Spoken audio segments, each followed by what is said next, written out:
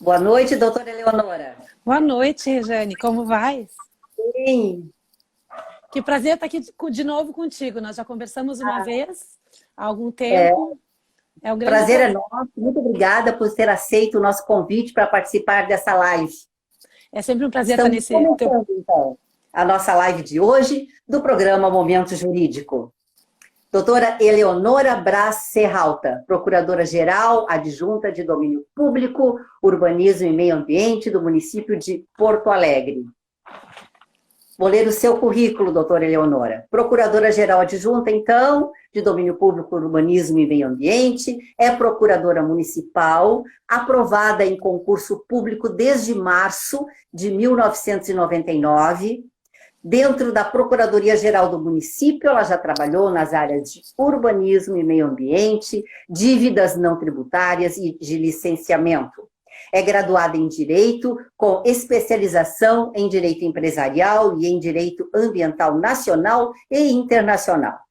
Também tem mestrado em Direito Ambiental, Transnacionalidade e Sustentabilidade e Master Universitário em Direito Ambiental e de la Sustentabilidade pela Universidade de Alicante, Espanha. Muito bem, doutora Eleonora. Muito bem, então, temos a honra de conversarmos nesta live. Começando, qual a atuação dos procuradores municipais em situações como, por exemplo, o caso do esqueleto, aquele prédio, esqueletão, aquele prédio com 19 andares, que tem ali localizado na esquina da Rua Marechal Floriano Peixoto, com a Avenida Otávio Rocha?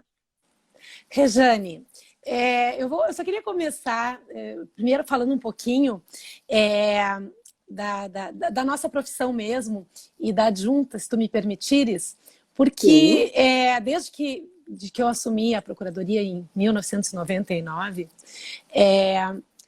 quando eu assumi, a gente não tinha noção da riqueza que é esse trabalho que a gente faz.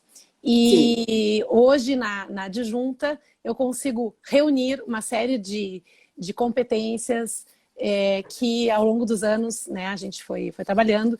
E o bacana desse trabalho que a gente faz, Rejane, é enxergar esse trabalho na cidade. Se eu te convidasse para fazer um passeio por Porto Alegre, em qualquer região da cidade na qual nós fôssemos, eu poderia te contar uma historinha sobre cada um desses assuntos, né?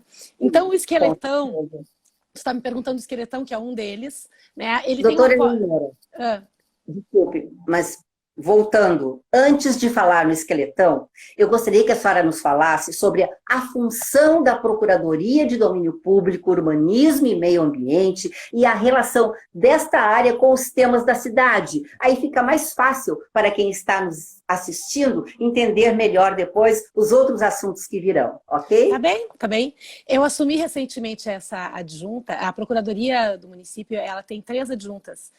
Essa Sim. minha, a adjunta fiscal e a adjunta que tem a competência dos contratos, de pessoal e de licitações, né? Entre Certo. outras atribuições. A minha, ela pega patrimônio e domínio público, ela pega meio ambiente, regularização fundiária e indenizações. Nós entendemos que essas matérias elas estão afinadas, né? Então, eu trabalho basicamente com essas 4 equipes e também estamos com um trabalho intimamente ligado àquelas procuradorias que atuam diretamente com secretários de governo. Então, nós temos ligação, com o trabalho do... Tá me ouvindo, Rejane? Deu um barulhinho aqui. Temos ligação com trabalhos relacionados à Secretaria da Cultura, as secretarias de parcerias, Secretaria do Meio Ambiente e Urbanismo, Secretaria do Desenvolvimento Econômico. Mas a gente tem além das competências das 4 procuradorias, como eu falei, patrimônio, domínio público, meio ambiente, regularização fundiária e indenizações, a gente trabalha diretamente com os secretários de governo, porque nós temos procuradorias setoriais em cada uma das secretarias, e os trabalhos que têm matéria relacionadas à minha adjunta, a gente está trabalhando diariamente com eles, tanto com esses procuradores quanto com os secretários. Sim. Quer saber do esqueletão, então? Vamos para o esqueletão? Então, qual a atuação dos procuradores municipais em situações como, por exemplo, o caso do esqueletão? Toda, a gente trabalha... nosso trabalho, eu enxergo o trabalho do procurador como nós temos, entre as nossas várias atribuições, viabilizar os projetos de governo e tentar solucionar conflitos que surgem, né? O esqueletão é um problema sério da cidade. Ele é um prédio que começou a construção dele nos anos 50 e nunca foi terminado, né? E hoje em dia ele representa um risco grande, não apenas para os moradores que lá estão, como para a comunidade de uma maneira geral. Se nós tivermos uma tragédia, que eu não quero que aconteça, né? Ele corre o risco de cair, né? Porque ele é um prédio, ele não tem nenhum acabamento. Então, o laudo que nós fizemos com os engenheiros do município dão conta de que, com a técnica construtiva que ele foi utilizado, ele poderia durar 100 anos. Mas a maneira como ele está, já com 60 anos, ele tem uma situação de risco crítico, né? Então, cabe a nós tomar uma série de providências. Nós temos ajuizado no município, desde 2003, um processo judicial, que por problemas processuais ele não teve um andamento, um deslinde muito bom. E nós estamos agora atuando diretamente junto com o secretário de governo, com vários secretários de governo, né, para a desocupação do prédio. Nós pedimos ao juiz que ele ordenasse a desocupação. Eu queria salientar, para quem não conhece o caso, não é a primeira desocupação que se faz no esqueletão. Já se fez uma ocupação lá nos anos 80, 90, mas ele foi reocupado. E é um prédio privado, ele não é um prédio público, por isso a dificuldade, né? Sim. E hoje, então, nós estamos trabalhando na desocupação do prédio, tomando todos os cuidados em decorrência do momento que a gente vive, né, de pandemia, conversando com os moradores que lá estão sobre o risco que existe deles estarem lá. Inclusive, nós tivemos informações de que recentemente houve um princípio de incêndio, né, que pode gerar uma tragédia. Então, nós estamos aguardando só o mandado judicial agora. Todos os moradores foram entrevistados por nós, um trabalho em parceria com a FASC, com o DEMAB, né? E entrevistamos um a um, verificamos quais são as necessidades, se eles têm vulnerabilidade, e essas pessoas vão ser encaminhadas de acordo com a sua necessidade, com a sua realidade, a um ou outro programa de governo, né? Ou, se for o caso, vão ter que tomar o seu destino. E estamos fazendo isso de uma forma sempre consensuada com a administração, né? E então é um trabalho que eu diria, Rejane, ele não é só jurídico, tá? O nosso trabalho ele é multidisciplinar. Nós não ficamos no gabinete produzindo petições e pareceres puramente, nós atuamos diretamente porque nós trabalhamos com a realidade, né? A gente precisa, no caso do esqueletão, por exemplo, não basta a gente ter uma ordem judicial e retirar as pessoas de lá. A gente tem que saber como fazer isso. Retirar pessoas do esqueletão significa não apenas desalojar as pessoas que lá estão, mas a gente precisa organizar trânsito no dia da operação, a gente precisa tomar uma série de medidas e para todas elas a gente precisa dar segurança jurídica. Então nós acompanhamos, né, eu, a minha equipe, tem o procurador da FASC que está trabalhando comigo, o procurador da assessoria especial ali do gabinete. Então é uma equipe, né, que trabalha conjuntamente para dar um melhor resultado, né, para fazer com que as falas do nosso prefeito, né, os projetos do governo que forem designados ou apontados como necessários, que a gente possa viabilizar e dar segurança para o gestor, para que ele possa fazer da melhor maneira possível. Então, no seu entendimento, o município que tem a obrigação de fazer um plano, né, de desocupação desses moradores e comerciantes para que depois, então, faça a destinação do prédio. Na verdade, é um prédio particular. A obrigação é do particular. Só que isso não acontece. A gente tem processo há 18 anos. Nós já entramos com processo, o Ministério Público já entrou com processo, é outro parceiro que nós temos, né? Nós atuamos, embora às vezes os nossos interesses sejam diferentes, cada um defende o interesse. Eu costumo dizer que nós somos os advogados da cidade, o nosso cliente é a cidade e o cidadão. né?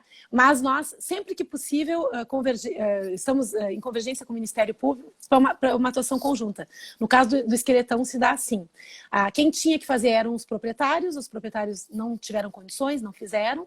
Então, nós entendemos que nós vamos fazer a desocupação, nós estamos produzindo, já produzimos um termo de referência, um trabalho belíssimo do secretário Schirmer, produzimos um termo de referência para fazer um laudo de nível 3, que dá o verdadeiro diagnóstico para dizer o que realmente pode ser feito ali, se nós podemos demolir, se nós podemos dar um encaminhamento. E com base nisso, o gestor vai poder tomar a decisão, que é, vai desapropriar, ou vai exigir do particular que faça, né? Então, com base em todo esse trabalho de base, é que o gestor vai poder tomar a sua decisão.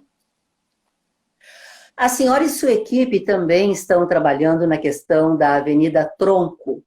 Qual o papel dos procuradores municipais neste assunto que é tão importante para a nossa cidade, doutora Eleonora? Rejane, eu entrei nesse assunto recentemente, quando eu assumi a adjunta, né? E vejo que tem um longo histórico de trabalho aí de muita gente, né? Todo mundo se queixa com razão. Eu sou uma frequentadora ali da Avenida Tronco, minhas filhas estudam ali perto, então eu passo por ali, passava antes da pandemia diariamente, né? A gente fica muito agoniado que aquela obra não anda, né? Então, o trabalho, falando especificamente no trabalho do procurador, porque, como eu disse, é um trabalho multidisciplinar, né? Muita gente envolvida.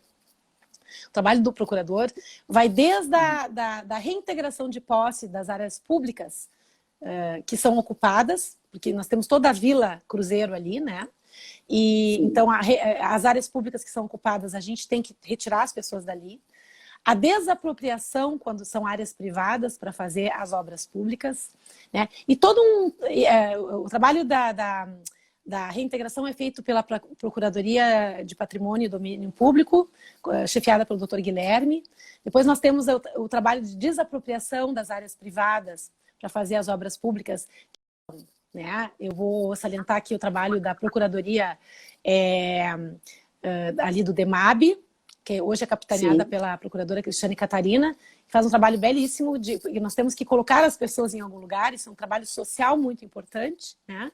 Então, a Procuradoria do DEMAB, dá um apoio fundamental para a recém-criada Secretaria de Habitação, que tem uma secretária adjunta procuradora também, a doutora Simone Samenzi, que também tem um trabalho belíssimo ali. Então, é um trabalho desde há muito, né, que vai se consolidando, e agora a gente está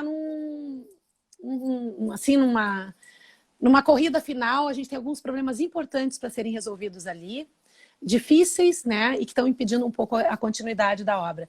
Mas eu tenho muita esperança, eu acho que rapidamente a gente vai chegar num bom resultado.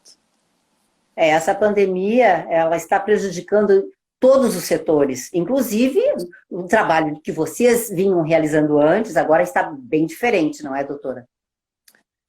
Sabe, Rejane, que a gente tem não só apenas procuradores deslocados... Não tem mais, não é? Um trabalho específico de vocês. Na verdade, a gente tem algum questionamento com relação a essas questões de desalojamento das pessoas, né?